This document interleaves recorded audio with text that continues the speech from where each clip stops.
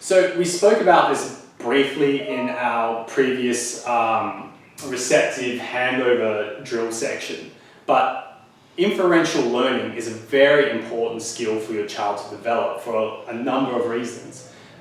If a child has to learn every single skill in their life explicitly, they're going to have a very slow rate of learning acquisition.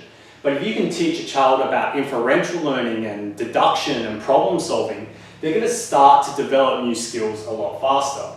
Now, in our previous receptive drill, we talked about inferential learning in the context of if a child knows that A is definitely A, and they're presented with A and B, they don't know what B is, but you ask them to give you B because they know that A is A, they then infer that B is B. And that sounds maybe a bit complicated saying it like that again, but essentially what that ends up looking like is Shelda 100% knows that this cup here is a cup. She is very certain of this, and you know she's certain of this because you've taught it to her.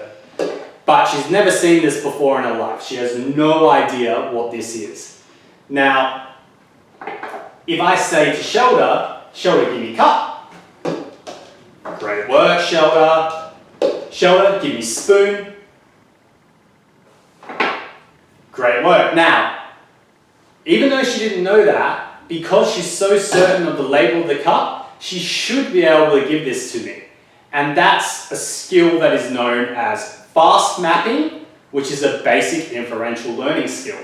Now, when you do your receptive handover drills, where you're slowly building up by teaching a child new labels, by implementing new and new things, that's really great. That's some inbuilt inferential learning in that skill. But this drill we're going to do now, known as fast mapping, is going to very much focus on that piece of inferential learning.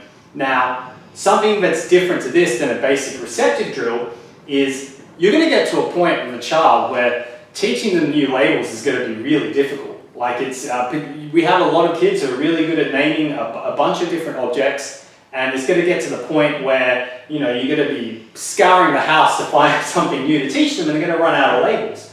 But when we're explicitly trying to teach a child the skill of fast mapping, it actually doesn't really matter what I use. So in this situation, we have a cup, a spoon, and a cup. But let's say I'm rating Shelda's reinforcement box, but let's say we're going to use this object here. Now, this is a sequin diary. It's not very important that a child knows what a sequin diary is for functional language. So we can give this any label we want. We can call it a zip, a zap, a quark, a quang, whatever we feel like calling it. And when we deliver this drill receptively, we can place it anywhere on the table amongst a set of objects that we know Shelda already knows and request it. So in this situation, we have the cup, the spoon, and we have the quang. I know she knows the cup and the spoon, so if I say, Shelda, give me cup, great work, give me the quang. Good work, Shelda. All right. Give me the spoon. Very good work.